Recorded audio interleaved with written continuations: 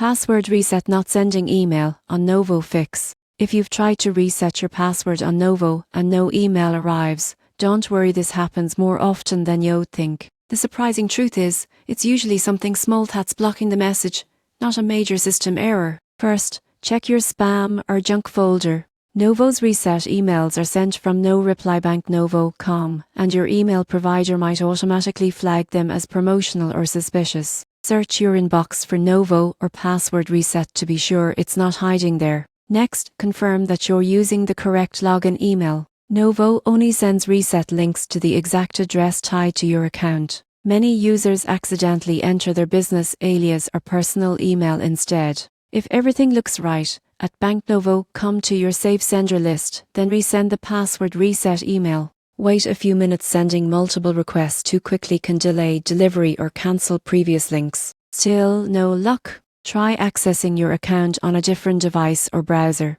Clearing your cache or using an incognito window can fix small issues with old login data. If you use a corporate domain, check with your department. Some business email systems block automated bank emails for security reasons. Whitelisting Bank Novo.com usually solves it instantly. If all else fails, contact Novo's support team directly through their chat or help portal.